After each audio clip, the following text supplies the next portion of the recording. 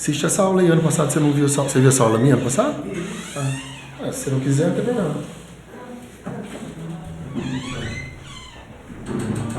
Você já tem as duas escolas, né? Vou criar uma terceira. Né? Bom, como é que é? Já começou? Começa? Já tá gravando? Acho que já tá. Já vai ver agora? É? Tá gravando. Bem, pessoal, vamos lá? Vamos, antes de mais nada, orar. Orar é bom, né? Deus, eu quero louvar o Senhor por essa noite, agradecer ao Senhor por mais uma oportunidade de aprendermos contigo, de sermos adestrados no teu conhecimento a partir da tua palavra, que para nós é esteio, é caminho, é direção, é destino. Que o Senhor venha abrir o nosso entendimento e ampliar, Senhor, aquilo que o Senhor tem acrescentado dentro de nós. Queremos que o teu Espírito se revele para nós através do conhecimento da palavra, nos dê capacidade intelectual, aumenta a nossa inteligência e nos faça, Senhor, absorver exatamente aquilo que o Senhor tem reservado para esse tempo, no nome de Jesus. Amém. Amém. Bem-vindos, bem-vindo você que está pela internet.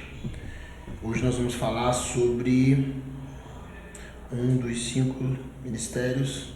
Nós vamos falar sobre evangelismo. Eu quero falar sobre o evangelista em si, né? Porque não existe evangelismo sem evangelista. Mas nem todos são evangelistas, mas todos podem evangelizar. A gente precisa entender que a única pessoa que teve os 5 ministérios como latentes foi Cristo, né? Só ele tinha essa graça, esse dom divino. Nós não temos todos. A gente normalmente nós temos um latente e um outro que é um segundo plano. A gente pode dizer que é um dom acessório que complementa o primeiro, né? Por exemplo, eu sempre fui evangelista, mas eu tinha uma característica em toda a minha história de vida de cuidar das pessoas que eu ganho. Então eu sempre, desde que eu me converti aqui na igreja, eu me converti em uma igreja celular. Então desde que eu me converti, eu sempre tive muitas pessoas para cuidar de mim, né? Em 3 anos, a Priscila chegou, eu tinha 3 anos de convertido. Eu já tinha discipulado e preparado dezenas de líderes. Eu já tinha quase 80 células. Porque eu ganhava muito, nunca foi dificuldade para mim. Às vezes as pessoas falavam, o que você faz? E era muito normal. O evangelista tem essa capacidade. Para ele não é normal, é a vida dele, né? Ele não faz esforço para isso acontecer. Mas nem todo evangelista tem também como segundo dom o pastoreio. Então, normalmente o evangelista é aquele que é a porta de entrada da igreja. Esse é o evangelista. É o cara, falando em grosso modo, é o cara que enche a igreja. Esse é o evangelista. E grande parte deles só faz isso. Não faz mais nada. Traz todo mundo para a igreja, mas não cuida de ninguém. Mas eu acredito que trabalhando a capacidade de liderança, você consegue potencializar o dom do evangelista, porque que bênção que seria se todo evangelista apacentasse depois de ganhar, né? Nós teríamos muito mais êxito no trabalho de salvação da cidade, de resgate, né? De redenção, de conquista de território a partir do evangelho. Então isso é uma meta muito poderosa de nós descobrirmos os evangelistas, né? Os evangelistas, eles existem. A meta da igreja é descobri-los e cuidar deles de uma forma especial. Pastor, o que é especial? Melhor do que os outros? Não. Ninguém é melhor do que os outros, mas cada um precisa de um cuidado específico. né? Você não apacenta as pessoas da mesma maneira. Você pode apacentar as pessoas com o mesmo amor, que é o amor de Cristo. Não é o amor do pastor, é o amor de Cristo, a partir da vida do pastor. Mas cada um precisa de uma métrica, cada um precisa de uma estratégia específica. E o evangelista precisa ser descoberto e ele precisa ser trazido para perto, para que ele possa exercer o dom dele com graça, sabedoria e com todo o potencial que ele puder, porque ele é a porta de entrada da igreja. Amém? É ele que enche a igreja, é ele que traz as pessoas para ouvirem da palavra, para serem salvos. Então vamos começar 1 Coríntios capítulo 9, verso 19. Gente, é tanta coisa que eu não sei como é que... Eu nem lembro no passado o que eu arrumei com esse tanto de coisa. Muita coisa, e há muito pouco tempo. 1 Coríntios 9, 19, no verso 22. Amém? Está comigo aí? Diz assim, 29 ao 22. 19 ao 22. Porque sendo livre de todos, fiz-me escravo de todos, a fim de ganhar o maior número possível. Para com os judeus, fiz-me como judeu, a fim de ganhar os judeus. Para os que vivem sob o regime da lei, como se eu mesmo assim vivesse, para ganhar os que vivem debaixo da lei. Embora eu não esteja debaixo da lei, aos sem lei, como se eu mesmo...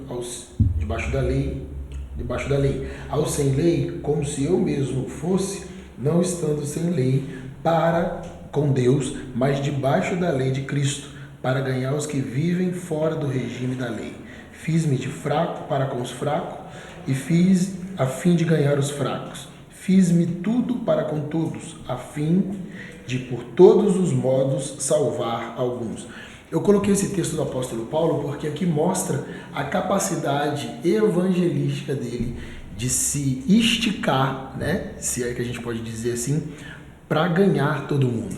Então, o apóstolo, como a palavra já diz, ele tem como dom latente o apostolado, de implantação de igreja e todos os territórios que ele fez e todas as cartas que nós lemos, mas você percebe também que ele não é só aquele que planta, ele é aquele que conquista, que ganha e que faz de tudo para que as pessoas sejam salvas. Então, isso é muito interessante nós descobrirmos o nosso dom latente, porque o que o dom latente faz com quem está te observando? Vou dar um exemplo bem didático, né? Quando você vê a pastora Priscila cantando, né? Vamos botar isso aí, que tá fácil da gente assimilar esse entendimento. É tão fácil ver ela cantando e ela faz aquilo com tanta graça que dá a sensação de que cantar é fácil. Não é essa a sensação? E aí, quando tá aquela altura de louvor, a gente solta o gogó e você acha que você tá arrasando. Isso é um dom latente, você olhar para alguém fazendo algo e aquela pessoa faz aquilo parecer fácil e te dá vontade de fazer o que ela faz, porque ela faz com tanta graça, parece ser algo tão bom de ser feito que você fala, pô, eu quero fazer isso, quando eu crescer eu quero fazer isso. Então, exatamente isso, o seu dom latente você precisa descobrir, por isso que eu digo que nós como igreja precisamos respeitar as individualidades das pessoas. É claro que respeitar as suas individualidades não entra comportamentos que ofendem o caráter santo de Cristo, né? A gente lapida os seus comportamentos, mas eles precisam ser respeitados, porque tudo em você tem um propósito para aquilo que Deus te chamou. O seu jeitinho, o jeito que você se veste, a sua característica física, tudo tem um propósito. Então, às vezes a gente quer se parecer com outra, claro, isso eu não estou dizendo que não tem coisa que a gente não pode melhorar. Às vezes você é uma pessoa que não se ama, não se valoriza, não se cuida, tem uma aparência sofrida. Não é isso. Mas eu estou dizendo que as suas características são importantes para aquilo que Deus tem para você. Porque Deus tem algo para você, lugares para você, pessoas para você que eu não alcançaria. Então nós precisamos descobrir o seu dom para que você possa fluir nele com graça, mergulhar no conhecimento e ser atuante e agregar o teu talento ao crescimento da igreja. Descobrir o seu dom e fazer com que ele seja útil para o corpo de Cristo.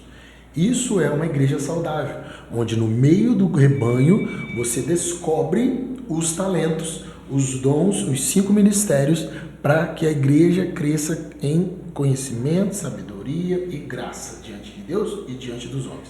Amém?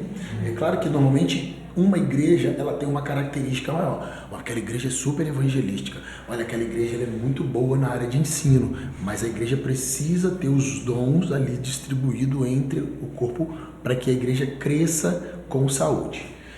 Amém? Alguém aqui já sabe qual é o seu dom? Ou você ainda tem algumas dúvidas? Alguém já sabe? Você acha que você é o quê? Pastor. É? Você sabe? Não tem nem ideia, Tati?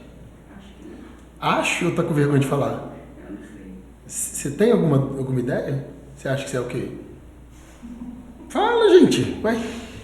Eu acho que eu sou profeta. Ah, legal. É. Agora vocês têm que saber. Ensino, eu acho que eu. Mas você gosta também? É. Pode ser o seu segundo dom, entendeu? Agora, os dons. Primeira coisa, você tem que ter conhecimento bíblico. Porque se você não tem conhecimento bíblico, você pode ser usado no seu dom de uma forma errada. Pela sua alma e até pelo diabo, né? Porque principalmente o dom profético, né? Que você está ali antenado. Se você não tiver muito conhecimento, você acaba falando bobeira. Então, enche-se de Bíblia. Faça escola, faz de novo, vem dar aula, porque a aula te exige que você aprenda para ensinar. Então, se encha de Bíblia para que você seja seguro naquilo que você nasceu. Né? Para que você não cometa uma bobagem.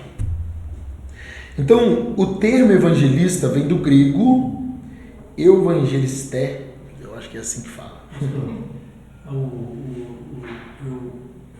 já senti essa revelação de teu chamado pastoral, mas eu sinto que o meu dom é misericórdia. Uhum. Eu sinto isso me cerca muito.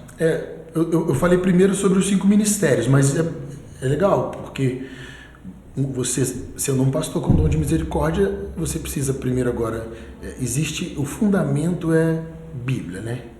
O dom é legal a gente saber para você ter um objetivo, um alvo, se preparar, o que você vai estudar, onde você vai mergulhar, qual o nível de conhecimento, curso, o que você vai fazer. Mas a base é Bíblia. Primeira coisa, vocês têm que ter Bíblia. Estabeleça um tempo de leitura diária, vai se preparando para que quando chegar a hora de vocês fazerem isso, vocês fazerem com temor, né? Fazer com temor, não é só graça, é temor também. Fazer a coisa bem feita. E significa anunciador do Evangelho. Essa é a essência, a etimologia da palavra evangelista. A frase que eu sempre digo, é uma frase que eu falo há anos da minha vida a respeito do papel do evangelista na igreja o evangelista já disse aqui, né? É a porta de entrada da igreja. Guarde isso. Esse é, na minha visão, o papel do evangelista. O evangelista é aquele que consegue se fazer ouvir por quem nunca se dispõe a ouvir ninguém. Isso é muito legal. Você consegue descobrir a facilidade que você tem de chegar a pessoas que ninguém conseguiria chegar. E a pessoa ainda sai falando, nossa, eu gostei desse cara. Gostei dele. Nossa, ele é legal, né? E às vezes ele te acha ser legal, você acabou com ele ali e o cara te acha legal. Só que você teve um jeitinho para falar, você fez ele rir, apanhou e riu ainda. E isso é um dom, né? É um dom que você tem. Não tem como ensinar. É claro que se você andar muito com a pessoa, você vai pegando o caminho das pedras, mas é um dom. O evangelista nasce com isso. A Mel tem muito cara de ser evangelista. Ela tem bem cara, é o jeito dela, e eu acho que mas ela é muito pequena, não dá pra gente ter muita certeza, mas ela tem bem cara. O Davi já tem mais uma veia profética. Mas ainda estamos desenvolvendo, a gente está descobrindo ainda, né? Tem muito tempo pra gente ainda avaliar, não dá pra gente falar o que agora que você acaba impedindo a pessoa de realmente descobrir quem ela é.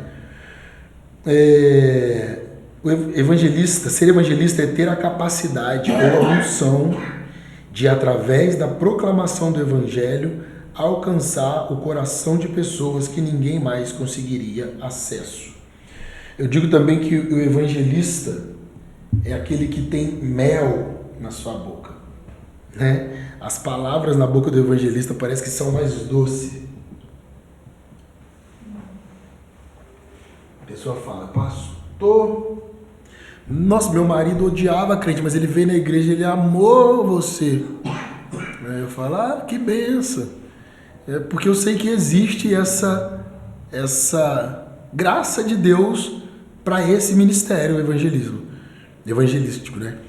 Existe essa graça. Aí você vê o evangelista falando, você vê nessas praças, assim, esses movimentos, você fala: gente, o cara pregou uma palavra assim, né? Se você for ficar pensando em profundidade, você fala: pregou uma palavra tão básica, falou tão café com arroz, mas o que ele fez com aquele café com arroz lotou aquele lugar. Você fala: gente, aí você vai tentar fazer o troço ali, não vai ninguém. O que o cara tem, né? Então é essa capacidade sobrenatural. A principal característica do chamado para evangelista é a necessidade que todo evangelista tem de pregar o evangelho fora do templo. A facilidade que ele tem de pregar o evangelho fora das quatro paredes, fora da igreja. E isso não é forçado. Qualquer oportunidade, eu faço muito isso. Eu vou no casamento, isso me ajuda até. Nos casamentos, os garçons me servem até depois. Eles gostam de mim, eles me enchem de comida nas festas. Porque você tá ali, você fala, chama o cara, você já fala de Jesus, aí você já pergunta o que ele vai fazer no domingo, você pergunta, enfim, você cria aquele ambiente que o cara, ele já tá naquele lugar que ele acha que ele é invisível, né? E se alguém dá uma ideia, o cara se abre, né? Então isso é muito interessante a partir desse comportamento. Então às vezes você descobre, o cara chega na igreja, tá vindo do mundo, você vai descobrindo, esse cara, ele tem uns acessos, o jeito dele é muito simpático. Às vezes ele usa tudo aquilo pro mal lá no mundo, né? Usa para fazer rolo com mulher, usa para enganar os outros, porque ele não tem conhecimento, o dom tá lá. Ele nasceu com aquilo, mas até que ele descubra que é algo que o Senhor deu para que ele possa acrescentar na igreja local e fazer com que o evangelho se expanda, ele está usando para aquilo que ele acha que é bom. E vai usando para fazer falcatrua, para enrolar os outros, para incentivar as pessoas a fazer coisa errada, para trair, para ganhar mulher, enfim. Mas você descobre como líder que existe o dom ali. Agora vamos limpar, vamos tratar, lapidar e anunciar para ele para que ele nasceu. Estão comigo? Estão entendendo? O evangelista tem a sua realização ministerial pregando para os não crentes. Isso foi algo que eu percebi, essa transição no meu ministério, e eu acredito que foi pela necessidade, que foi o desenvolvimento do dom pastoral, né? Hoje eu fluo com muita mais facilidade no dom pastoral porque houve a necessidade, por causa da igreja. Então eu acho que Deus trabalha de acordo com a necessidade que você também se propõe, né? Se dispôs, estou aqui, Jesus. É isso, então vamos embora. Então existe uma capacitação de Deus para que você consiga fazer aquilo com a mesma graça do outro, ou talvez até melhor, depois de um tempo já. Mas eu amo quem me dá alegria é não crente. E, gente, eu saio de casa. Aí depois que eles vão ficando velho de igreja, eu paro. Aí eles ficam, não, você sumiu, eu falo, não tem mais paciência com você, não. Porque depois fica crente velho, começa uma joelha, não é? Mas isso eu acho que é a minha parte evangelista. Eu gosto do não crente, eu gosto daquelas perguntinhas bobas, daquele jeitinho inocente. Ai, tem aquela palavra, e você fala, gente, palavra tão simples. Igual criança, né? A criança, ela é alegria. Se chegar a filhinha do Lucas aqui, ela rouba a cena. Ninguém mais presta atenção em nada que eu tô falando, porque a criança tem essa graça de você ficar ali. E o novo convertido para mim me traz essa mesma sensação. Eu fico ali, eu quero que ele sente perto de mim, eu quero ir com ele no mercado, eu quero ir com ele, eu amo eu quero mostrar para ele como é que eu fico, como é que eu ajo o dia a dia, eu quero mostrar que eu também malho, que eu tenho a minha vida normal, que eu sou gente, que eu brigo, eu quero mostrar como é ser crente sem ser religioso. Então, isso é uma característica muito grande do evangelista, de levar o evangelho para aqueles que não conhecem a Jesus e fazer com que eles vejam o prazer que é viver em Cristo, que não é a monotonia que o mundo prega de uma forma enganosa. Amém? O evangelista tem sua origem, eu falei. Ele gosta de estar no meio daqueles que não conhecem o evangelho e é apaixonado pela missão de buscar vidas no mundo e trazê-las para a presença de Deus. Eu não passei para coisa, né? Vocês têm isso aí? Vocês estão com o texto aí? Hoje não tem não. Eu esqueci. Sou eu. Depois eu vou enviar. Eu sou assim, eu sou muito... Nossa, o Davi veio perguntando um troço para mim no carro. Eu falei, Davi, ainda bem que você me perguntou. Coisa que eu já tinha que ter feito. Depois eu mando para ela. Existe uma frase que eu acredito que seja minha, porque eu falo ela há muitos anos, que é a maneira que eu tenho para tentar dizer o quanto o meu chamado me deixa satisfeito. Eu digo que o meu maior prazer é ser usado por Deus para mudar a eternidade de alguém através da libertação ou da proclamação da própria palavra de Deus. Esse é o meu prazer, é ver a pessoa chegar na igreja de um jeito e daqui a uns meses ela está de outro. E saber que aquilo vai marcar a vida dela para sempre. Ontem na igreja tinham 3 meninos que eu ganhei para Jesus e foram meus discípulos há mais de 20 anos atrás. Maior coincidência, né? Os 3 estavam lá ontem. Um era a primeira pessoa que eu ganhei para Jesus, que eu abri minha célula em 2001. O outro foi um pouco mais na frente, o outro um pouco mais na frente. Mas todos há mais de 20 anos. E aí, a mesma coisa, né? Ai, pastor, que saudade. Nossa, eu falo assim. Então, assim, você sabe que pode passar 20, 30, 40, 50, eu posso morrer, que eles vão falar de mim, né? De alguém que Deus usou para que eles fossem alcançados. Isso, para mim, é tão prazeroso, você ser lembrado dessa forma, de que foi usado por Deus para marcar a vida de alguém com um plano de salvação. Isso para mim é vida. Isso é vida. Isso é melhor do que ficar pregando em conferências. Para mim, isso é vida. Isso é combustível para mim. Hoje, infelizmente, a palavra evangelista, dentro de algumas denominações, virou um cargo, uma estratégia de crescimento pessoal para obreiros e até uma maneira antibíblica de se chamar mulheres que fazem o trabalho pastoral, mas não podem ser chamadas de pastora. Uma verdadeira distorção da verdadeira essência da palavra. Então a gente percebe que muitas igrejas hoje que não aceitam mulheres no ministério pastoral, para que elas não sejam, entre aspas, né, descredibilizadas, principalmente esposa de pastor, elas são chamadas de missionário ou de evangelista. E só para ter um nome. Não é porque elas são isso. Isso é uma distorção da essência da palavra, porque não faz sentido você chamar uma mulher que visivelmente cumpre o papel pastoral, mas não pode ser pastora porque aquela denominação não aceita, mas não aceita chamar ela de pastora, mas chama de evangelista, que faz parte dos 5 ministérios. Assim, não tem sentido. E a mulher não é evangelista.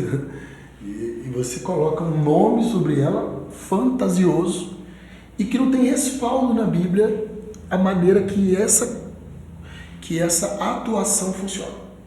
Então isso é muito triste, como a distorção da palavra para que a palavra se encaixe nos valores doutrinários, sendo que tem que ser o contrário. As doutrinas, os usos e costumes da igreja é que tem que se encaixar na palavra, e não o contrário disso.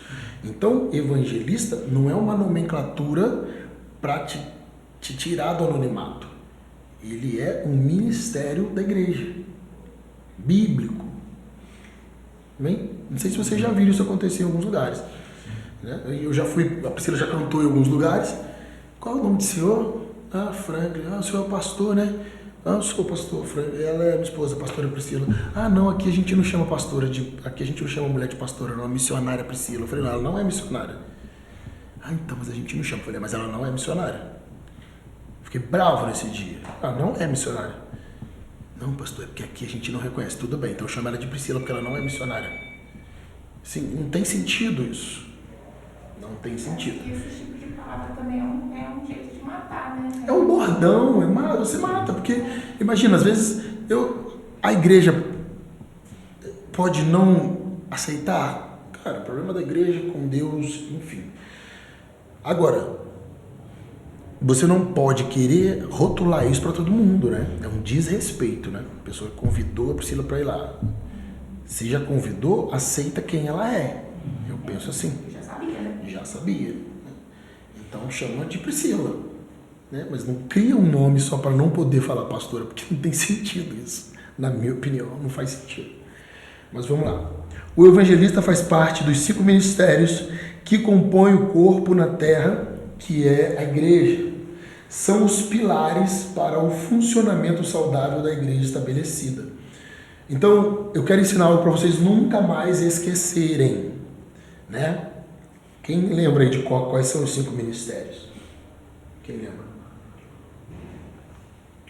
Pastoral, evangelístico, Mestre, profético, profeta. apostólico. E apóstolo, isso aí. Então vamos lá. Coloca sua mão assim, de frente para você. E aí agora deita ela e aponta aqui para mim. Você nunca mais vai esquecer, ó. Profeta. O que é profeta? Ele denuncia o pecado. O profeta denuncia o pecado. Ele aponta o pecado. Tá? Isso não quer dizer arrogância, tá? Você vai fazer da melhor forma, mas esse é o papel profético, né? Ele traz a voz de Deus e ele pode denunciar o que precisa ser mudado. Olha, isso precisa ser mudado, precisa ser melhorado, precisa ser revisto, precisa ser organizado. Profeta. O segundo, o seu dedo médio, ele é o evangelista. É o que vai à frente, ó. Ele é o que vai à frente. É o que abre as portas. O terceiro, o seu dedo da aliança, é o pastoral. O pastor, lembra da aliança, é aquele que faz com que as pessoas tenham aliança com Cristo. Leva as pessoas à aliança, apacenta, discipula. Ele insere as verdades da palavra na vida das pessoas. Ele faz com que as pessoas sejam aliançadas ao Evangelho. O quarto, o mestre, porque é o menor, mas é o mais poderoso, porque ele entra em lugares que os outros não conseguem entrar. No ouvido, ó. Ele tem acesso a lugares específicos, mestre. E o apostolado é aquele que abraça todo mundo. Entendeu? Então, isso você não vai esquecer. Ó, profeta, evangelista, o pastor, o mestre e apóstolo. Ok? Guardou aí para sempre? Legal, né? Efésios 4:10. Que hora que para aí? Só para eu saber. Tem um intervalo, né? Misericórdia. A gente nem começou. Efésios 4:10 diz assim: aquele que desceu é também o mesmo que subiu acima de todos os céus para encher todas as coisas. E ele mesmo concedeu uns para apóstolos, outro para as profetas, outro para evangelistas, outros para pastores e mestres, com vista ao aperfeiçoamento dos santos para o desempenho do seu serviço, para a edificação do corpo de Cristo, até que todos cheguem à unidade da fé e do pleno conhecimento do Filho de Deus, ao estado de pessoa madura, à medida da estatura da plenitude de Cristo, para que não mais sejamos como crianças, arrastados pelas ondas e levados de um lado para o outro por qualquer vento de doutrina, pela artimanha das pessoas, pela astúcia com que induzem ao erro. Esse texto é muito profundo. Então é isso que eu estou dizendo para vocês. Que bom que você acredita que você já tem ali um vislumbre sobre o seu dom latente. Isso é muito importante. Descobrir, porque não é só gostar, é você enxergar em você qualidades, interesses que apontam para isso. Mas agora você precisa aperfeiçoar. E como é feito esse aperfeiçoamento? Com esse primeiro passo, conhecimento bíblico. Não é só curso, conhecimento bíblico. Porque até no curso que você entrar, se você tiver fundamentação bíblica, se esse curso não tiver respaldo bíblico, você vai identificar que tem um problema ali. Amém? Então, o fundamento de qualquer um dos 5 ministérios é Bíblia. Diga comigo, o fundamento de qualquer ministério é Bíblia. É Bíblia. Ponto. Qual seria a melhor maneira de diferenciar pastor de evangelista? Porque eu já falei tudo isso, né? Eu empolgo, não posso deixar, eu fico empolgado. Falei tudo, vamos falar de novo. O evangelista são aqueles que dizem aos pecadores. Evangelistas são aqueles que dizem aos pecadores. Você já é um jarrinho, que aí deixa aqui mais fácil, né? Você leva? Não sei, tá. Mas você vai perder a aula se você sair. Problema não? Pede alguém aí, dá um gritinho, Juju, traz a água.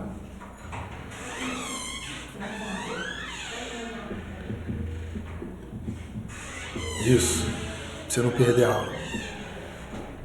O evangelista são aqueles que dizem aos pecadores, venham para Cristo. Os pastores são os que dizem, sejam transformados pelo poder de Deus e integrados ao corpo de Cristo, que é a igreja. Amém? Então, como eu já disse, isso aqui explica tudo, né? O evangelista é o que convida, o pastor é o que gera aliança. Amém? Portanto, os ministérios se completam. Então, resumindo tudo isso, nós podemos dizer que o evangelho é basicamente a doutrina, os ensinamentos e a história de Jesus Cristo para a humanidade. Isso é a união dos 5 ministérios. É isso. Para isso servem os 5 ministérios. Eles não servem de forma isolada. Eles trazem completude para o bom funcionamento do corpo. Amém? Uma igreja que tem profetas saudáveis, uma igreja que tem mestres saudáveis, uma igreja que tem evangelistas saudáveis, uma igreja que tem o ministério apostolado saudável, é uma igreja saudável. Amém? O profeta Ezequiel, quando teve a visão do vale de ossos secos, ali já estava apontando para a igreja e os ministérios que fariam que a fariam funcionar. O ajuntamento dos ossos aponta para o trabalho do evangelista. Atração, barulho e muito movimento. Então, legal isso, né? O evangelista, guarda essa analogia que eu fiz com essa ação de Ezequiel no Vale de Ossos Secos, porque eu achei isso muito didático, muito pedagógico para você entender. O primeiro ato do milagre foi o barulho dos ossos, né? A Bíblia fala, ossos batendo em outros ossos. Houve um grande ruído, a Bíblia fala, naquele vale. Então isso aponta para o evangelista.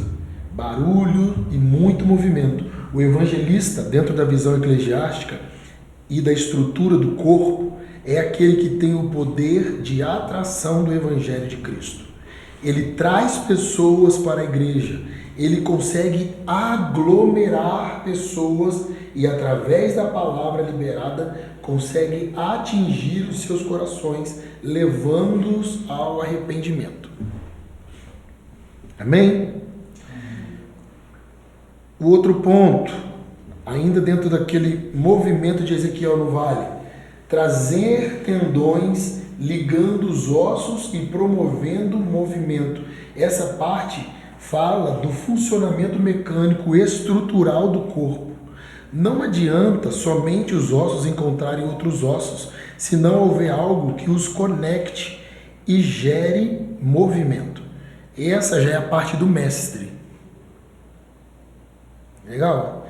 Essa é a parte do mestre. É aquele que, através do ensino e do conhecimento, traz para o corpo a estrutura necessária para que esse corpo saia da inércia e da paralisia.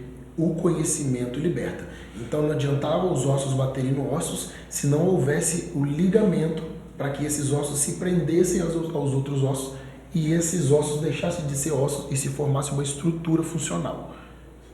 Amém? Então cada processo aponta para um ministério. O outro parte, colocar sobre essa estrutura a carne para que haja força nos movimentos e constância durante toda a caminhada. A carne aqui aponta não somente para a estrutura e a anatomia, mas aponta também para sentimentos e emoções. Isso é pastoreio. O pastor se movimenta diferente desses outros dois que nós já falamos, pois o pastor pode não ser aquele que atrai ou que traz profundidade no ensino e no relacionamento, mas ele é aquele que cuida, que apacenta, acompanha, que conhece cada um na individualidade, que chora e ri junto. É o pastoreio, o apacentamento que faz com que as pessoas que chegaram permaneçam. Quem faz as pessoas permanecer? O pastor. Apacentamento. Ele traz aquele ambiente de conforto, de consolo. Amém? Então, o que a gente precisa entender, gente, que hoje tem muito na igreja, uma competição. Ah, o cara é um excelente professor. Aí ele acha que ele é o cara mais importante da igreja. Não, porque a pregação do pastor está muito fraca. Sabe? Porque o pastor não está tendo uma exegese. O pastor está fazendo... O pastor... Sabe? Porque, gente, mas púlpito não é sala de aula. Eu sempre digo isso. Quando você está pregando para o pedreiro, você está pregando para o médico, você está pregando para a faxineira, você está pregando para o adolescente, você está pregando para o intelectual, você está pregando para aquele que tem ensino médio, para o analfabeto. É muito diferente. Você não tem como dar uma palavra que você vai só pregar para quem fez nível superior e se esquecer de quem não teve como estudar e ficou até a quinta série. Você vai criar uma igreja seleta.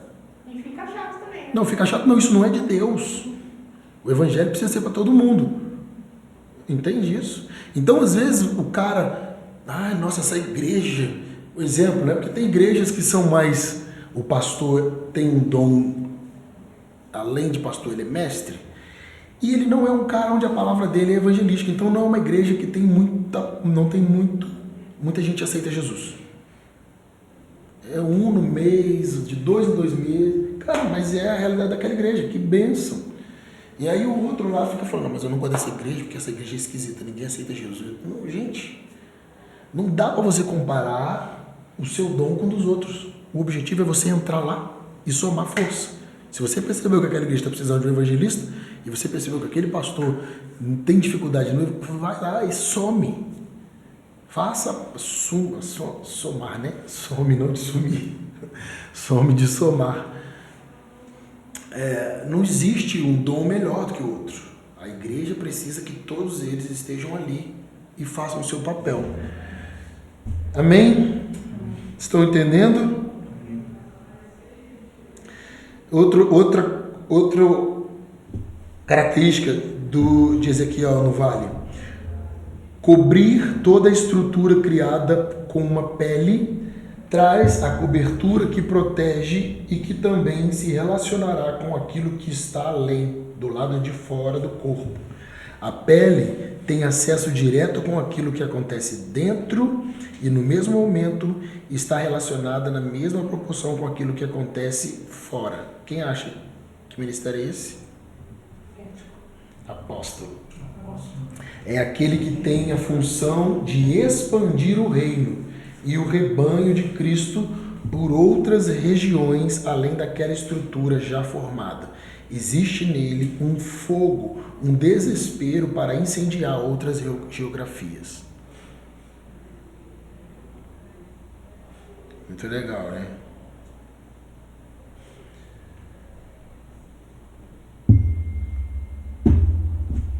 quiser que eu repita alguma coisa, eu sei que vocês vão receber a palavra, mas a gente anota coisas, mesmo tendo a palavra, vamos anotar, né? Que tem coisa que eu vou falando aqui que não está escrito. Eu não consegui anotar tudo, mas a gente vai receber.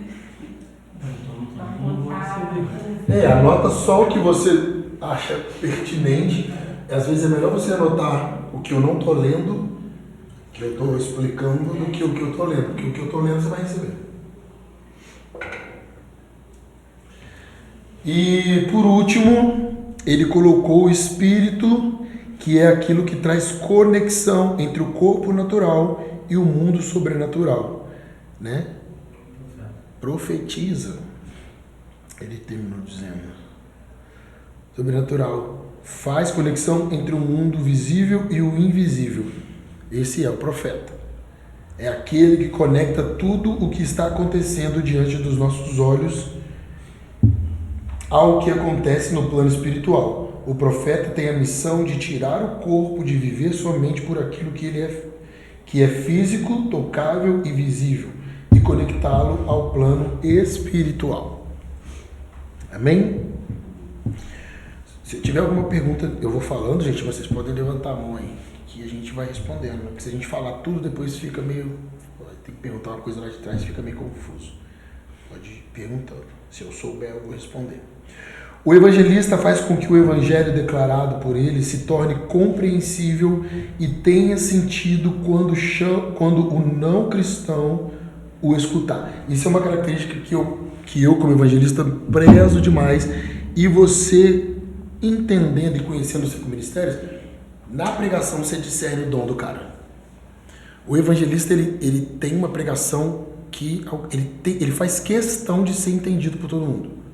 Faz questão, você percebe que ele procura a palavra, ele procura um exemplo, ele vai procurando maneiras que a igreja inteira responda ao que ele está fazendo. E às vezes essa resposta é um sorriso, é uma piada, mas ele quer que a igreja venha.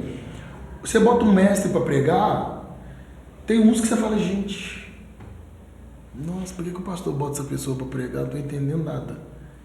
Ele quer falar, no final você não entendeu nada. Não todos, né? Claro que o mestre sem sabedoria, que se for um mestre com sabedoria, ele também vai se preocupar. Mas ainda assim a palavra dele tem uma outra veia, né? E também você coloca um profeta, o profeta tem uma outra pegada. No meio da palavra ele fala, Deus está me dando aqui uma palavra de conhecimento, e aí ele começa a baixeira, barabá. Claro que tem aquelas pessoas sem discernimento, que faz o culto virar esse ambiente místico, mas não é isso só. Você percebe que a pegada daquele pregador é mais para profético. Então a gente percebe na pregação o dom latente da pessoa que tá pregando. Vocês vão começar a perceber isso agora com muito mais clareza. Amém? O evangelista faz com que o evangelho declarado por ele se torne compreensível e tenha sentido quando o não cristão o escutar. Ele é enviado para ir a lugares onde ninguém chegaria tão rápido e com tanta facilidade.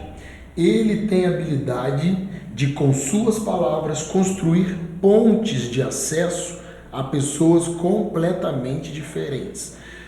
Aquela situação com a mesma palavra, mesma pregação, ele alcança o médico e ele alcança a faxineira. E os dois saem falando, nossa, que palavra maravilhosa. Os dois foram alcançados na mesma noite com a mesma palavra. É claro que isso é o poder de Deus, né? Eu não estou dizendo aqui que o evangelista tem esse poder, mas o poder de Deus é que faz esse alcance. Mas o evangelista consegue, com a didática e com a unção, que ele nasceu para isso, fazer isso com mais graça. Aquele rapaz, o Herbert, ele é evangelista, né? Ah, é? Não é? O Chico também é. O Chico, né? Não, porque ele fica lá na porta, lá, e só falta correr. O Herbert ainda tem pouquinho tempo, né? Parece que o Chico já tem certeza. O Herbert, como tem pouco tempo, talvez a gente vai descobrindo mais pra frente, né? Mas o Chico é. Não, ele é. Ele é bem. Agora a gente precisa potencializar isso, né? Potencializar para que realmente ele seja um cara que Ele ganha assim, fácil. É. Porque ontem ele estava orando com o rapaz, lá, É. ele foi. é. E O depois- crente também consegue convencer muita gente. Quem? Facinho. Então você vê que é dom, agora tem que potencializar aquilo, porque quanto mais consciente ele tiver, porque às vezes você vê que o cara está fazendo ainda inconsciente. Ele percebeu que ele tem facilidade, mas ele não tem tanta consciência. Quando você faz consciente, ninguém te segura. Consciente, eu já sei que eu vou ali e vai rolar. Sabe? Quando você já sabe, intencional, ninguém te segura. Você ganha a cidade inteira. Isso é muito forte. O evangelista busca proximidade com o não cristão durante a sua pregação e também observa todo o ambiente ao redor para que possa entrar no mundo de quem o está ouvindo falar. Eu sempre falo muito isso, né? Que eu faço isso quando eu estou pregando, né? Eu estou pregando e ao mesmo tempo eu estou observando o feedback de todo mundo. Porque a minha visão de evangelística me faz querer que todo mundo entenda. Eu tenho necessidade que todo mundo entenda. Então eu tenho até que vigiar, né? Porque senão você fica ali.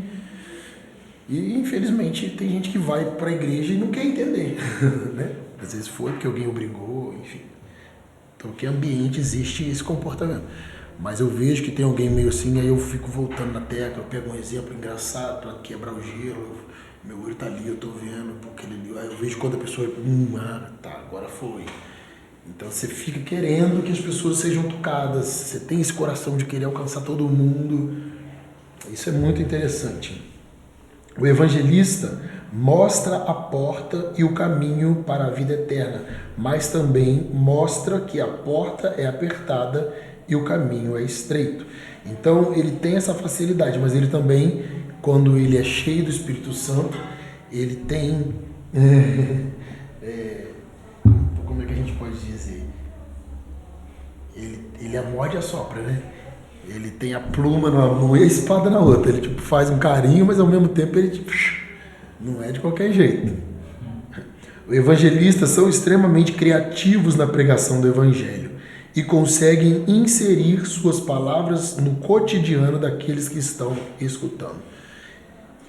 É muito legal, né? Quando você descobre esses dons, as pessoas falam, pastor, eu vou trazer meu pai, eu quero que você pregue nesse dia. Mas não é porque o pastor, porque você acha que aquele tipo de palavra vai ser mais acessível para a pessoa que você vai trazer, né? E às vezes você fala, nossa, eu trouxe meu irmão, pastor, meu irmão, pensa num menino inteligente, foi no dia que o Mateus pregou, sei lá, né? O Mateus tem mais essa linguagem.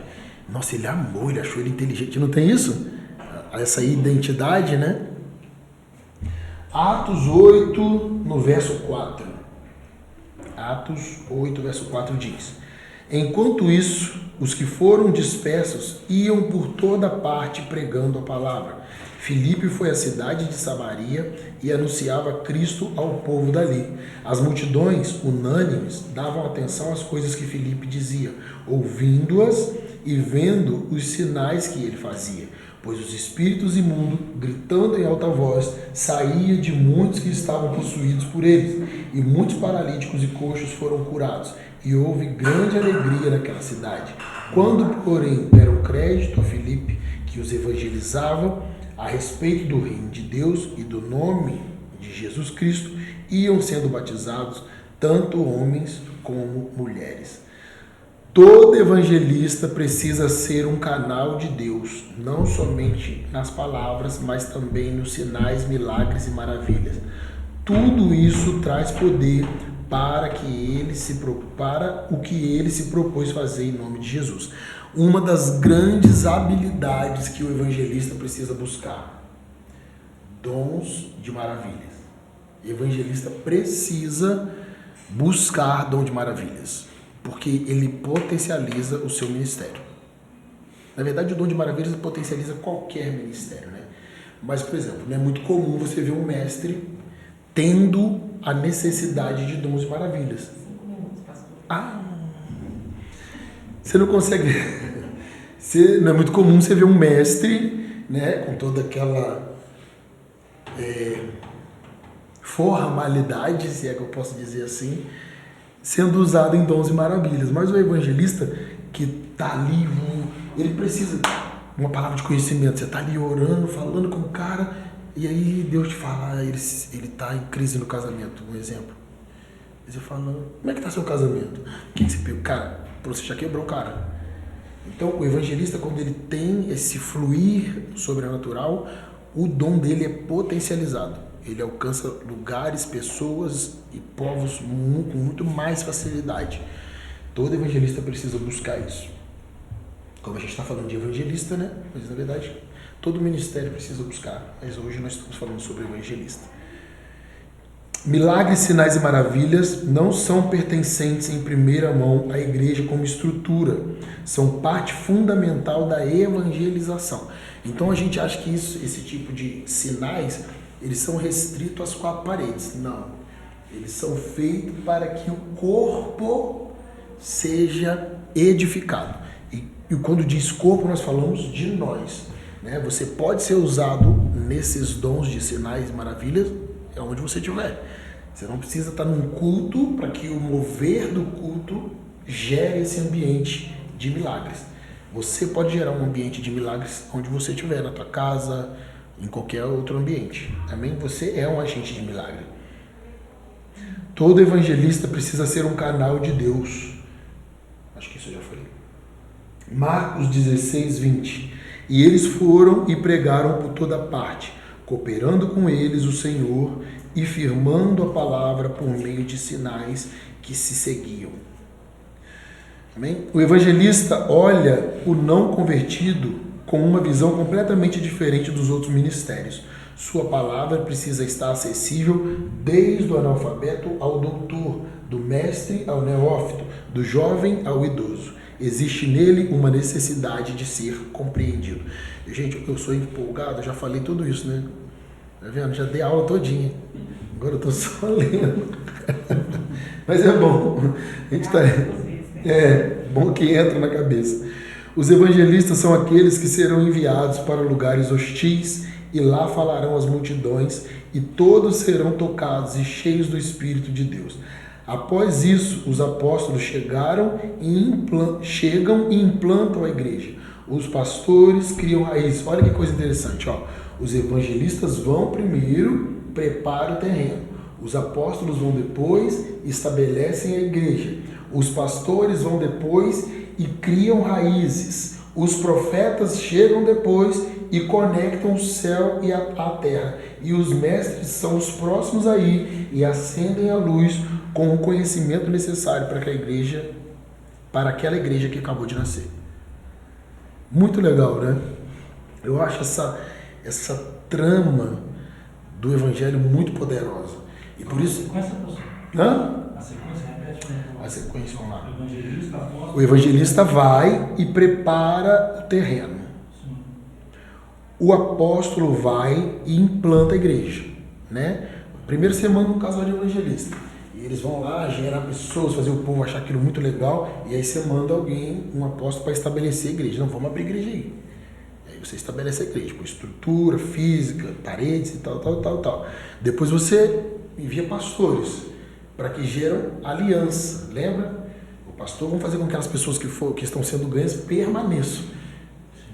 A aliança, elas geram raízes. O profeta, ele movimenta os céus. Ele traz conexão entre o céu e a terra. Ele promove o ambiente de sobrenatural. E o mestre traz conhecimento. Isso faz com que a igreja seja saudável. Amém? Todo evangelista precisa ter ou adquirir algumas características que serão fundamentais para que o propósito aconteça com graça. Tem que parar já? Já deu ou elas vêm avisar? Como é que é? Um minuto. Ah, é? Um minuto. Se eu quiser parar... Eu vou unido agora. Tanto de coisa que tem, gente. Nossa, mas vai dar, em nome de Jesus. Então vamos lá engordar, gente. E agora que eu acho onde que eu parei? Vamos lá? É só parar aí. Amém. Aí como é que faz aqui? Dá pausa? Fica rodando? Não sei, quanto se pausa não. É mesmo? Deixa ela vai muito.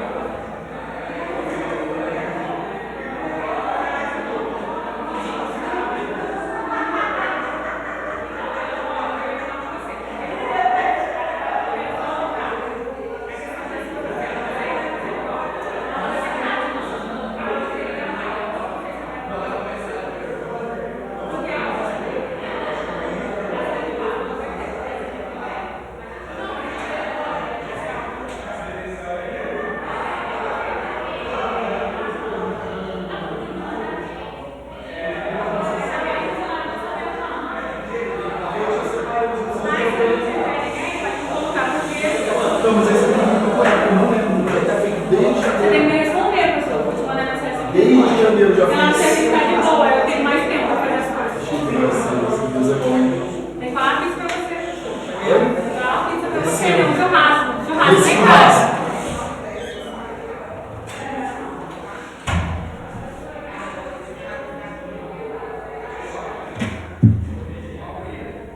Começar, gente. Muita coisa.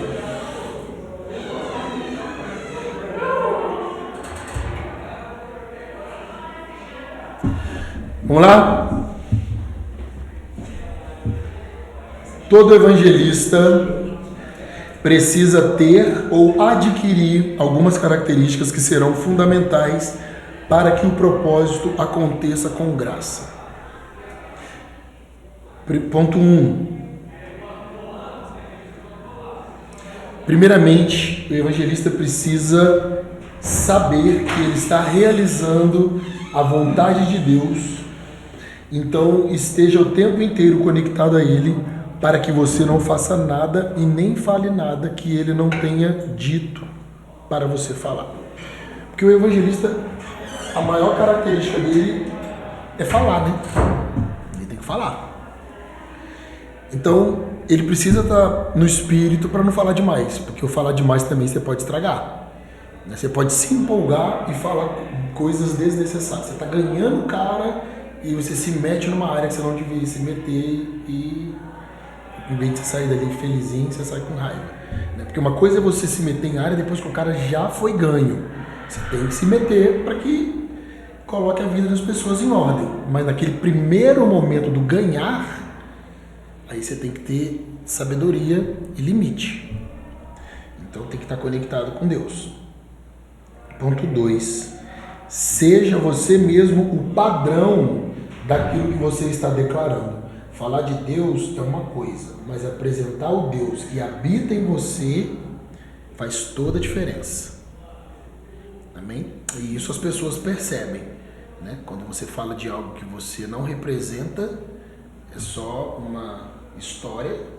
E quando você fala de algo que você vive, que faz parte da sua vida, as pessoas também percebem. Seja você o primeiro lugar da mudança que você deseja para o mundo.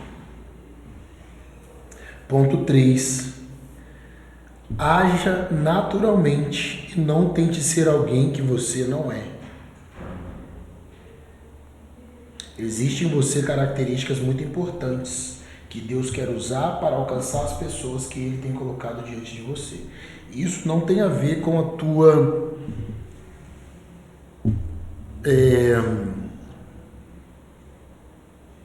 financeiro, não tem nada a ver. Você pode ter uma situação financeira muito abaixo de quem você está pregando, mas o que as pessoas precisam ver em você é a vida de Deus. Você só tem que ter ousadia. Por isso que você tem que ter consciência do teu chamado. Porque quando você faz algo inconsciente, você tem um nível de êxito. Quando você faz intencional, você já sabe que aquilo ali é a sua praia. Você já vai com segurança. Você fala para qualquer um. Para o prefeito, para o vizinho, para o pedreiro da casa do lado, para o advogado. Enfim, você já sabe. Não, eu nasci para isso. Você vai seguro. Ponto 4. Não force a evangelização, pois forçar a barra certamente vai demonstrar falta de fé. Nem todo resultado de um evangelismo a gente precisa entender que ele vem na hora, né? Tem coisa que você vai jogar uma semente, dependendo do nível de resistência, a pessoa vai fazer questão de mostrar para você que ela não quis ouvir. Então você tem que saber a hora de começar e a hora de parar. Só acreditar que a sua semente foi lançada. Às vezes não é você que vai colher o fruto, às vezes outra pessoa vai colher aquele fruto. Uma pessoa que é tímida, ela tem a tendência a ser evangelista ou não? Então, uma pessoa que é tímida não tem tendência a ser nada. Porque a timidez... Por que eu estou falando isso? A timidez, normalmente, ela esconde uma insegurança. Timidez não é virtude. Timidez, ela normalmente disfarça, grosseiramente falando, ela disfarça um problema mal resolvido da alma. Então você tem que resolver. Entendeu? Não, eu falo isso porque eu era assim. Eu disfarçava, eu vivia escondendo atrás de timidez. Mentira, timidez não existe. Timidez, a Bíblia chama de timidez covardia. A Bíblia fala que os tímidos não herdarão o reino do céu. Você quer ir pro inferno? Então larga sua timidez, porque ela não. Entendeu? E não usa mais isso como justificativa, porque timidez não é de Deus. Mas assim, a pessoa que não é evangelista, né? Ela, tipo assim, eu não tenho facilidade para falar com as pessoas. Então, aí é dom, né? Você não tem, não é porque você não é tímida. Você não tem porque não é característica do seu dom latente. Mas isso não impede você de falar. Não vai ser o mesmo resultado de um evangelista. Mas, como eu disse no começo, nem todos são evangelistas, mas todos nasceram para evangelizar. Todos podem evangelizar. Você não vai fazer como alguém que nasceu para isso. E não vai ter o resultado de alguém que nasceu para isso. Isso aí é fato e não dá para você querer comparar, mas isso não impede você de fazer. Entendeu? Você não tem que ter a mesma expectativa de resultado. E ficar se comparando, né? Ah, mas o Chico, quando faz evangelismo, todo mundo aceita Jesus. Não, mas ele nasceu para isso, é diferente. Você não pode justificar a tua falta de fazer por timidez. Timidez não é de Deus. Vence, descobre a raiz e vence. O mais rápido possível. Tem que descobrir, a gente tem que ser realista com a gente, né? O que é que me faz isso? Complexo de inferioridade, medo, trauma. Vence, cara. Vai ficar vivendo atrás disso aí até que dia? Entendeu? Tem que vencer, porque não é de Deus. Ponto 5. Ponto 5 não, ainda no 4. Todo evangelista precisa ter a consciência clara de que quem convence o homem do pecado é o Espírito Santo. Né? Porque a gente que é evangelista, quando você vai percebendo essa capacidade sobrenatural que você tem de ser usado por Deus para realizar coisas que outros dons não conseguem, você corre o risco de acreditar na força do seu braço, entendeu? E aí é a hora que você começa a se empolgar e viaja, porque você fica ali falando e às vezes já deu. A pessoa já está no limite, você já fez o que tinha que fazer, você só tem que ir embora. Já jogou a rede, enfim. Então, quando você tem a consciência que é o Espírito Santo que convence, você vai saber a hora de parar, entendeu? Você vai saber a hora de parar, e você tem que ter esse discernimento. Ponto 5. Contenha suas emoções e seja manso e claro em falar. Contenha suas emoções e seja manso e claro em falar. Uma fala carregada de emoções pode parecer insegurança sobre aquilo que você está declarando. A gente peca muito com isso, né? O famoso emocionado. Então normalmente essa emoção também esconde insegurança, né? Porque a emoção muitas vezes ela faz parte de uma performance, porque você acha que toda vez que você prega os outros têm que chorar, toda vez que você prega, nem toda pregação vai fazer as pessoas chorarem, e não é por isso que o povo não recebeu, entendeu? A gente não tem que estar preso à performance. Tem pregação que as pessoas vão chorar, tem pregação que as pessoas não vão chorar, tem pessoa que você vai chamar para vir na frente e vai vir todo mundo, tem pregação que você vai chamar para vir na frente e vai vir 2, e daí? Né? Então a gente tem que conter esse nosso lado de emoção. Eu acho que ele não deve ser abolido, né? Nós somos seres emocionais, então eu acho que usar da emoção é necessário, mas a emoção não pode ser o seu principal fundamento. Né? O fundamento é a palavra de Deus. E deixar elas governar também, né? Exatamente. Né? Você não se abstém dela, mas não pode usar ela como o principal, acho que é fundamento daquele momento ali. Ponto 6. Seja sábio e prudente para passar a imagem de que você é um amigo. Seja sábio e prudente para você passar a imagem de que você é um amigo e veio trazer boas novas. Então seja amigo e não um inquisidor ou juiz. Amém? Seja sábio e prudente para que você... Essa sensação de que a pessoa está sendo acolhida, né? Então você não está ali para falar do pecado da pessoa, você não está ali para falar, o evangelista, você está ali para falar que Jesus veio para libertar, quebrar cadeias, salvar o perdido, amém? Quebrar as amarras, curar, né?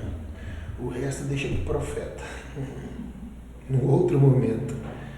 Ponto 7, isso aqui eu estou falando sobre o ato de evangelizar, como você vai se comportar nesse momento. Evite contato físico em excesso, para que não traga constrangimento e estrague todo o trabalho.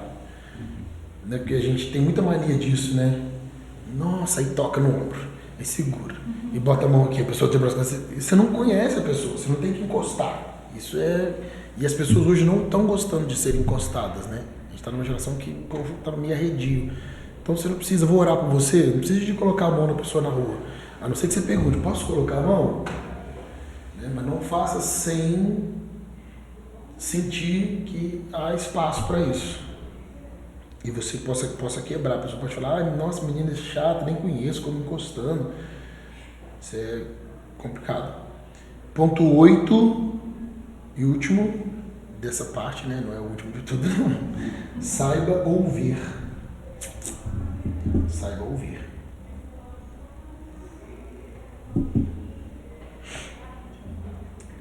Falar um pouco de contexto histórico. A relação histórica entre evangelistas, história do avivamento e reforma são completamente ligadas entre si, pois a grande maioria dos homens que foram usados por Deus para trazerem uma reforma social através da palavra e iniciarem um reavivamento em determinados lugares do mundo eram evangelistas cheios do Espírito Santo e também eram homens que queimavam por Jesus. Isso é muito legal. A maioria das histórias de avivamento começaram com evangelistas.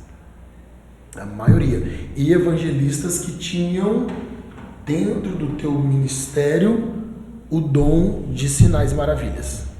Então, como o ministério evangelístico ele é usado por Deus para acender a chama do avivamento em determinados lugares. A necessidade de um evangelista. Nas igrejas, evangelistas cheios do Espírito Santo, maduros. Isso é muito importante. Legal, né? Então, João Wesley, esse... Grande maioria. Essas cruzadas, quem reúne esse tanto de gente? Maioria. E você vai lá, às vezes as palavras são naturalmente falando, tá? A nível de profundidade, você fala, cara, é uma palavra básica do amor de Cristo. Mas é o básico que salva. Mas na boca deles tem um negócio a mais. Tem um negócio a mais. Esse é o que eu disse lá em cima, é o mel que tem na boca do evangelista. Uma questão importante a ser observada é que seu dom latente não impede que Deus use você em outras áreas, ainda que você não se saia tão bem como quando está fazendo aquilo que você nasceu para fazer. Foi exatamente o que eu já te falei aqui, né? Você é profeta, mas você pode um dia sair e Deus te usar para ganhar pessoas evangelizando. Não vai ser tão bom quanto alguém que nasceu para aquilo, mas vai acontecer, né? Então não limite Deus, não limite o poder de Deus a partir e através de você. Um grande evangelista pode ser facilmente usado por Deus para apacentar pessoas, profetizar sobre elas e até mesmo começar o processo de implantação de igreja. Ele só precisa ter humildade, maturidade e a consciência que assim que Deus enviar uma ajuda específica para aquela necessidade, ele precisa reconhecer o chamado e ceder o espaço para que aquele o qual Deus enviou, O que eu estou querendo dizer aqui? Vamos supor uma igreja pequena e nova, né? A nossa já está, graças a Deus, nós já temos descoberto pessoas específicas para as áreas, mas pode melhorar. Por exemplo, Nós temos professores dando aula, por exemplo, tá? Mas que você vê naturalmente que não são mestres. Estão ali porque não tem quem faz. Mas, teoricamente, Deus vai mandar os mestres. O que aqueles que não são mestres têm que fazer daqui a um tempo? É reconhecer que chegou a hora dele, pega o seu banquinho e sai de fininho. Isso não diz é humildade. Eu estou aqui ajudando a igreja, mas chegou quem deveria ter chegado, João Batista, né? Eu não sou digno, aquele que vem após mim, esse é o cara que eu estou falando, né? Chegou a minha hora de sair de fininho, eu vim só para anunciá-lo, mas eu não sou digno nem de desatar as sandálias que estão nos pés dele. Então é esse conhecimento. Você vem pela necessidade, mas chegou quem tinha que chegar? Chegaram os capacitados? E não é uma briga, porque as pessoas acham que, nossa, chegou depois de mim, agora já é pastor. Não, ele não chegou depois de mim, agora já é pastor. Ele já nasceu pastor. Você não é pastor, mas isso não significa que ele é melhor do que você. Porque o povo em cidade pequena acredita que o ministério pastoral é igual patente, né? Não, cara, o cara chegou, ele é pastor, ele chegou depois de você, 10 anos depois, 20 anos depois de você está na igreja, 30 anos, mas você não é pastor, isso não te diminui. O que você faz, ele não faria com tanta graça. Nós precisamos do seu dom e do dom dele. Entende isso? Isso mostra também que a gente não carrega humildade na gente, né? Mas isso infelizmente acontece, né? Isso acontece demais. Demais, porque as pessoas acham que ser pastor é o tempo de igreja que vai se virar pastor, e não tem nada a ver. Não tem nada. Não é ouvir não, tem muita igreja que flui assim. E aí, você já é pastor lá já? Fala, não, acho que nunca vou ser, porque não sou pastor.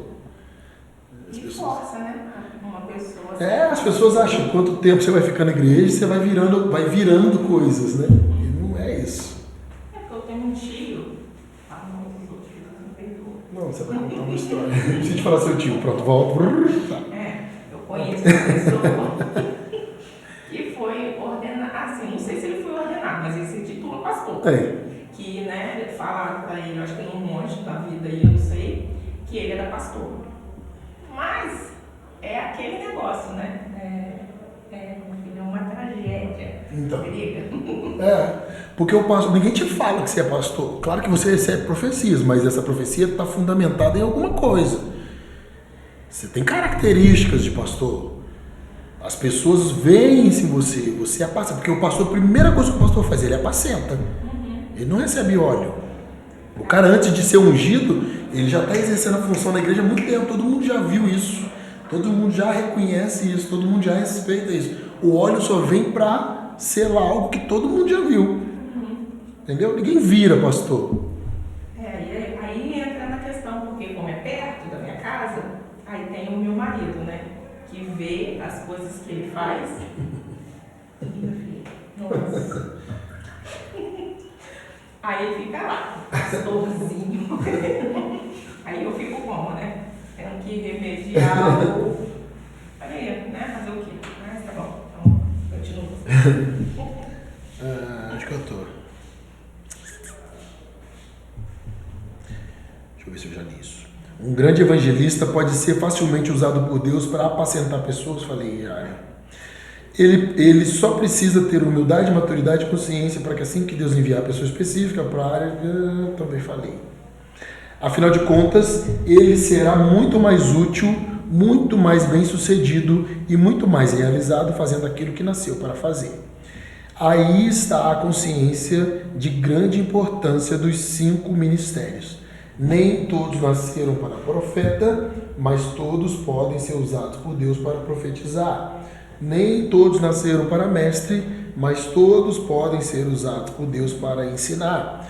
Nem todos nasceram para evangelista, mas todos podem e devem evangelizar. É uma ordenança para a igreja. O ID é da igreja. Quando Deus falou o ID, ele não falou os evangelistas, ele falou para a igreja. Então todo mundo pode evangelizar, mas nem todo mundo nasceu para evangelista. Entende isso? A diferença é o resultado.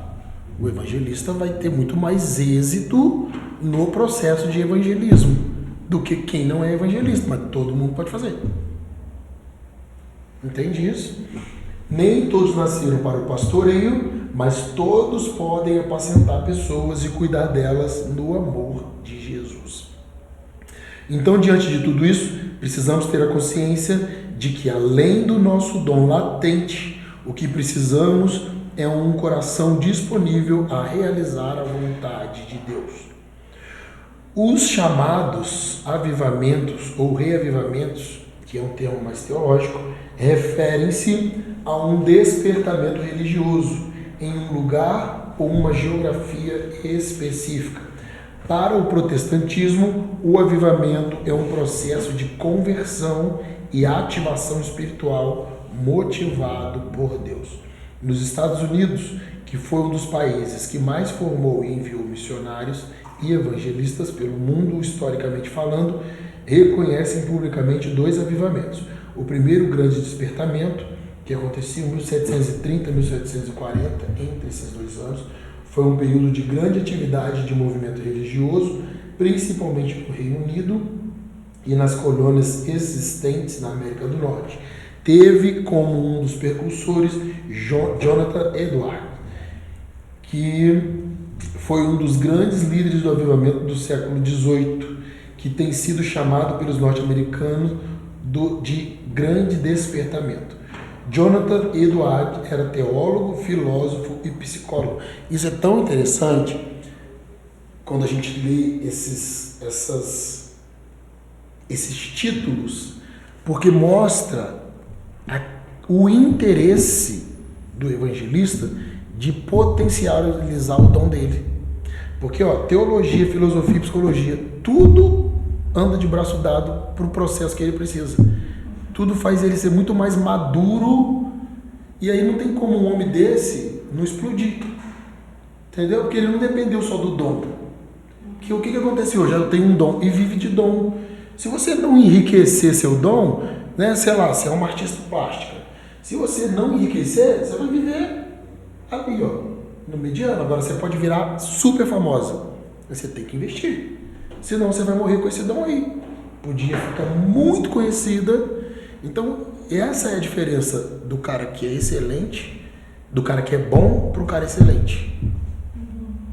Entendeu? Você agregar valores no seu dom, enriquecer seu dom. Deus me deu um dom, mas agora eu vou pegar esse dom que Deus me deu e vou colocar ele aqui, Entende? Você também entrar na parábola dos talentos? Exatamente. Né?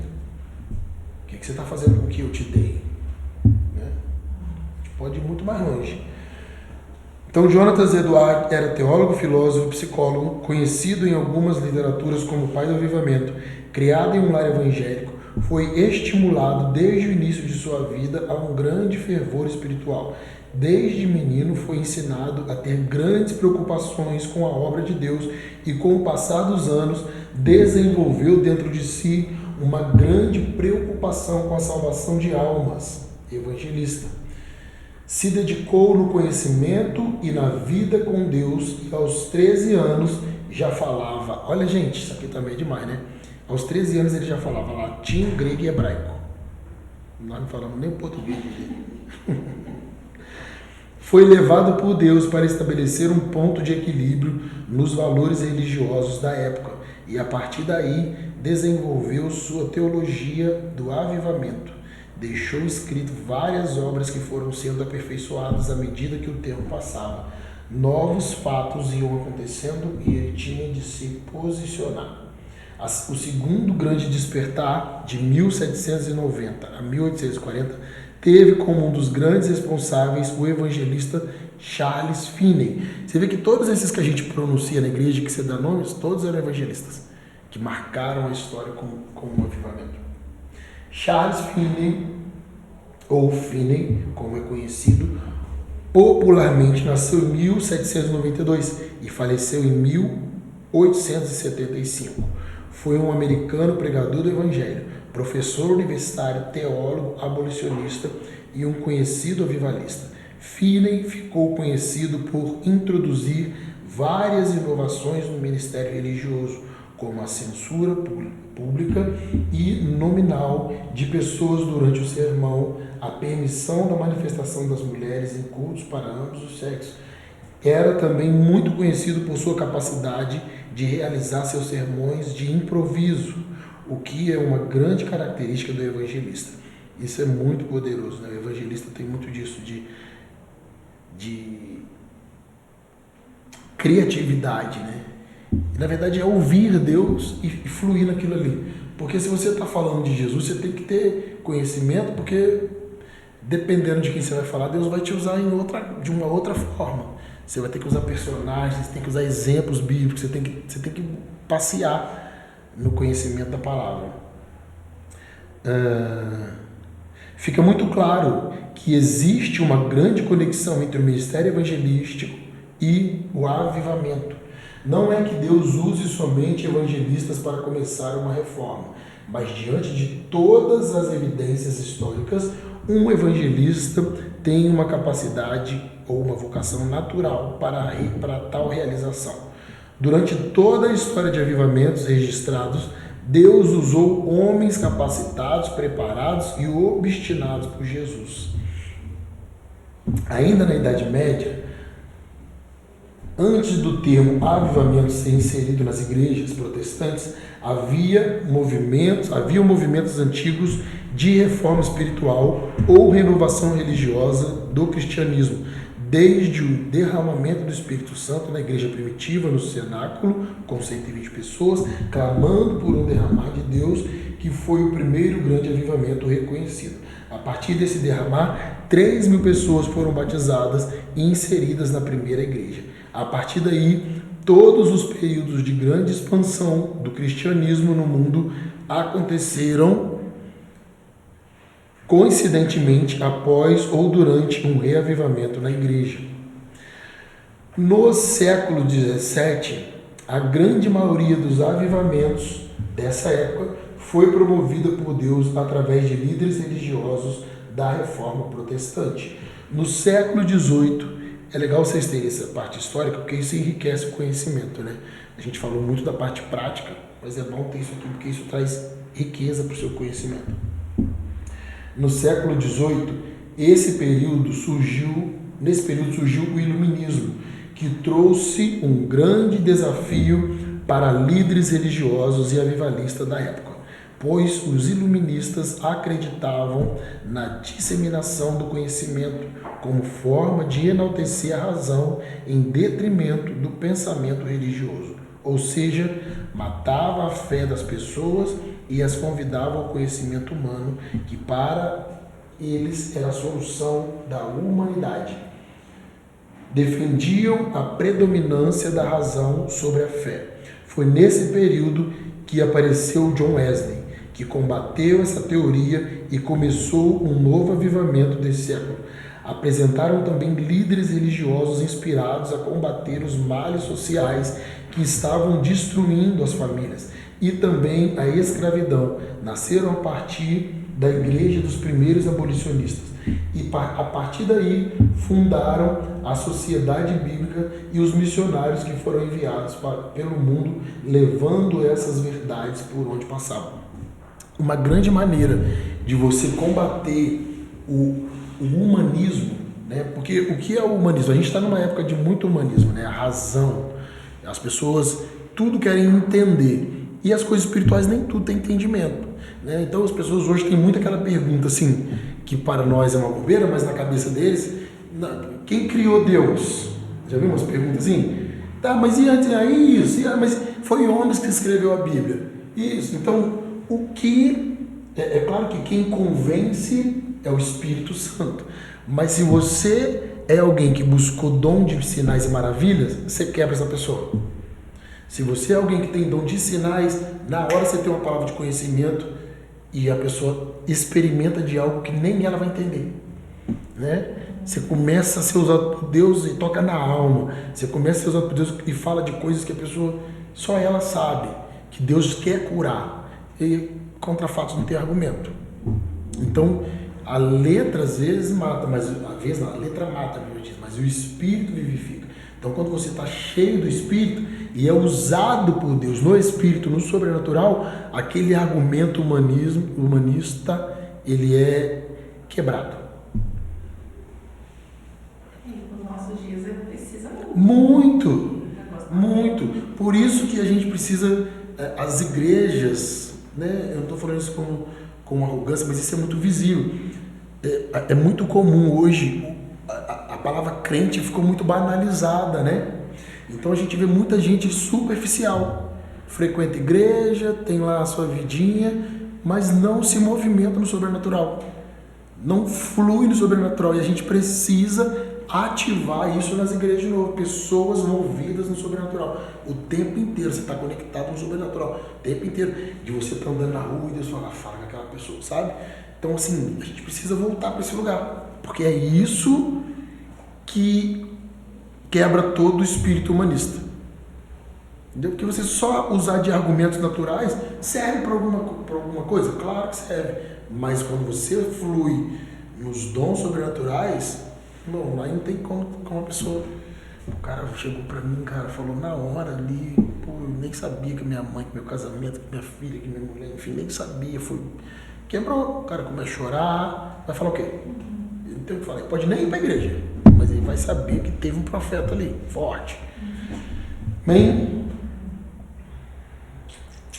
no século XIX, foi nesse período que aconteceu o conhecido segundo grande despertar nos Estados Unidos, que teve Charles Finney como um dos responsáveis por esse novo incendiar da igreja cristã. Finney começou reuniões de avivamento por todo o norte dos Estados Unidos e também se estendeu com essas reuniões pela Inglaterra e pela Escócia. Essa nova onda de vida de Deus trouxe também muitas mudanças sociais. Nasceram os novos grandes homens inspirados por Deus para espalhar aquilo que estavam experimentando aí, e deu também força para o abolicionismo por toda a terra. Foi nesse mesmo período de grande espiritualidade que começaram a nascer as denominações e até mesmo algumas outras vertentes religiosas.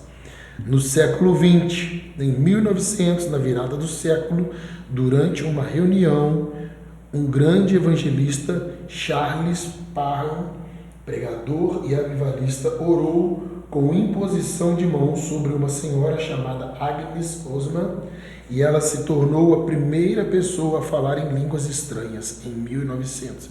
A partir daí, no ano de 1906, aconteceu Azusa, que trouxe grande repercussão internacional. O avivamento da Rua Azusa teve início com uma reunião de 14 de abril de 1906 em um período antigo da Igreja Metodista Episcopal Africana e continuou até meados de 1915.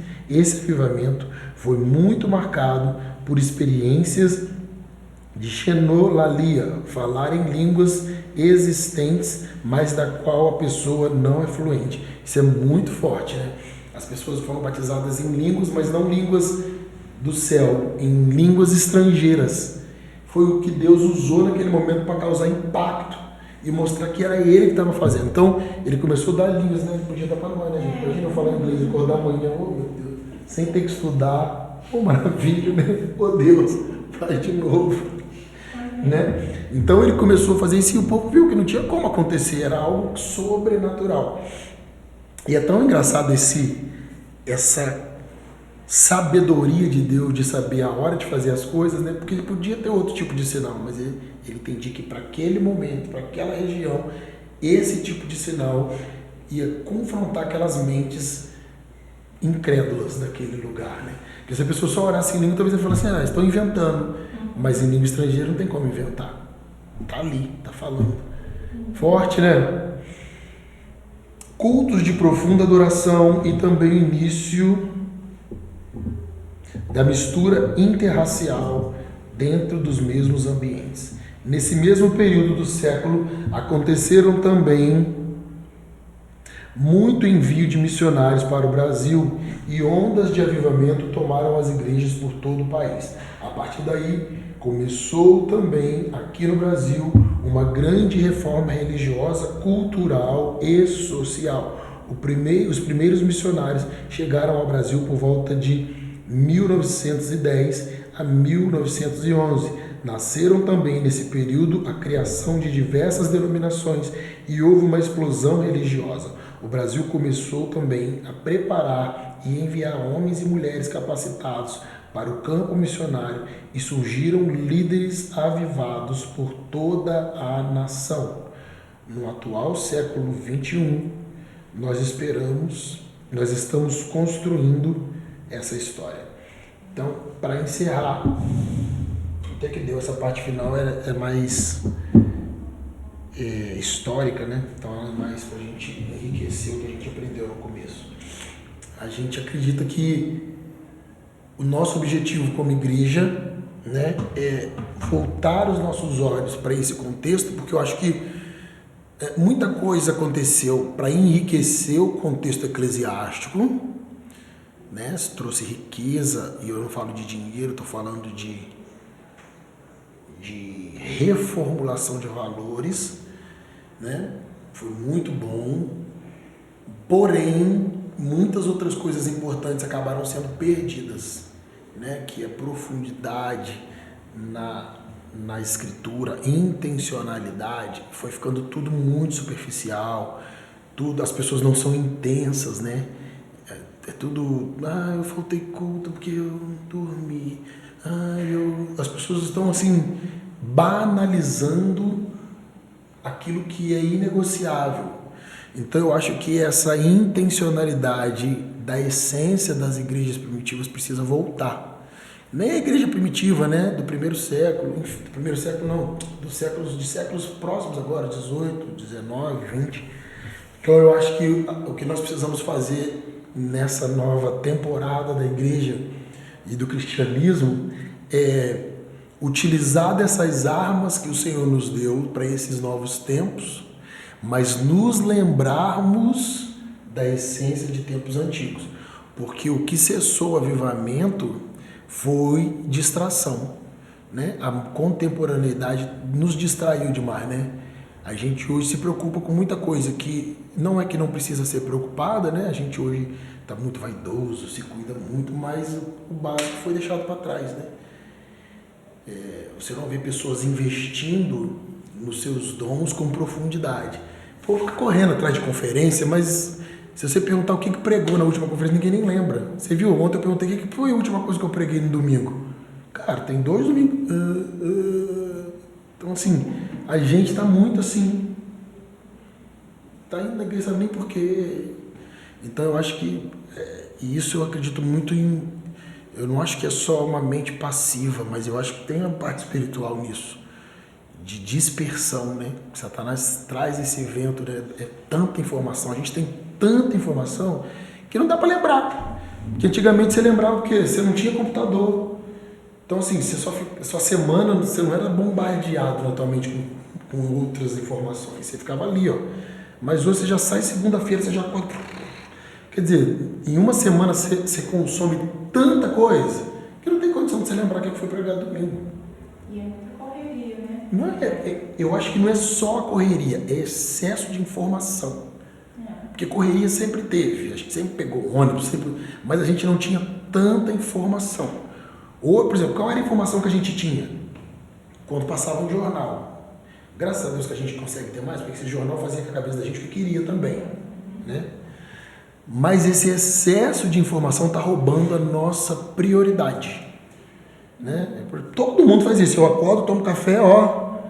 O que aconteceu lá com o Vocaro? A gente quer saber, mas é tanta informação. O que eu preguei domingo? Você fala, cara, não lembro. E às vezes foi algo que me impactou. Então, como que você vai manter, igual esse ensino de hoje, olha quanta riqueza ele traz. Como nutrir isso, fazer isso ficar ali, ó? Porque você já sai daqui e a gente, informação, amanhã informação, cara, entendeu? Não é fácil, a gente está vivendo uma era complicada. A gente precisa descobrir como fazer, como reter o que é importante e só passar por aquilo que não é tão importante. Porque a gente retém tudo, o que é importante e o que não é importante. E aí não tem mente, né? Para você não adoecer, sua mente vai apagando algumas coisas. Senão você enlouquece, né? E nesse apaga... Eles apagam o que o que não deveria ter sido apagado. E deixa entendeu? Então é um exercício complicado que a gente tem que fazer para a gente, senão o avivamento vai vir como? Se a gente só se conecta quando está reunido, quando está no culto, né? Então que o Senhor venha nos trazer de volta para esse lugar de reter o que é necessário, né? O que é preciso. Eu acho que é isso que aconteceu, está acontecendo nesses últimos anos. A gente, por mais que a gente não queira, a gente está distraído. É uma distração quase que inevitável, né? Tudo é feito para nos distrair, tudo. Amém? Antigamente o povo falava que não podia ter televisão, né, em casa. Acho que eles vão voltar com essa Mas eu vou te falar, não é nem televisão não, porque lá em casa a gente nem vê. É esse aqui, ó. Bonito, celular. E como viver sem? Você também não pode. Você vai virar um ermitão, né?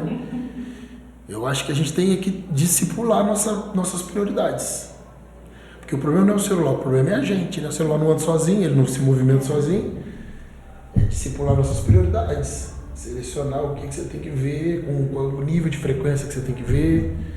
Eu acho que é isso, é muito difícil. A gente está numa era difícil. Um dia desse que eu tive que fazer, acabou. A gente acabou também. Não, a gente acabou também. Graças a Deus, acabei na hora certinha, viu? Teve um dia desse que eu tive que tirar o Instagram. Que eu me vi, assim, perdendo horas. Horas. E a gente não vê. Quando vem aquela, como é que fala, aquele negócio da semana. Você vai olhando. Tantas horas na semana, você fala, gente, não é possível. Eu falei, gente, eu falei... Satanás está mentindo pra mim, eu não fiquei esse tempo. Eu tô nesse período. Eu tirei isso aí. Aí hoje eu consigo ficar. É uma desintoxicação, né? Mas assim, eu me sinto ainda meio distraída. Mas eu não tô mexendo, tipo, eu não consigo me concentrar nisso. Mas tipo, você decide tirar. Não, é uma desintoxicação mesmo. Você tem que reformular todo o seu estilo de vida. Como é que eu fiz agora? Igual é um vício, né? O que eu vou fazer? Pode, né? Isso aqui foi inventado ontem. Mas não é ruim, só que a gente viciou em informação. Só que você fala, pra que eu tenho que ter coisa que você não precisa nem saber? Né? Porque você tá ali, você acaba de ver política, você vê mulher, né? Homem não vê moda, mas eu fico vendo política. E também não é bom, porque te estressa. E você não consegue resolver. Mas aí você tá ali, daqui a pouco você vai ver a moda, daqui a pouco você vai ver não sei o quê, daqui a pouco você vai ver que o influencer tá falando sobre tal coisa. E você quer fazer, aí você tá com a tosse, aí você quer saber o que o nutricionista, aí você fica ali, ó. Cara, a cabeça não aguenta. E vai apagar, pra você não adoecer, a cabeça vai apagando as coisas passadas, vai apagando. E o que resta? Só futilidade. Vamos, gente, acabou. Pessoal, tchau. Não sei desligar esse som. Eu já tinha que saber qual era o meu dom. Quê? Eu já tinha que saber. Não sei se você vai passar na igreja. Você pode colocar como meta. Mas ouvindo sobre isso, você vai identificando. Essas aulas vão te trazer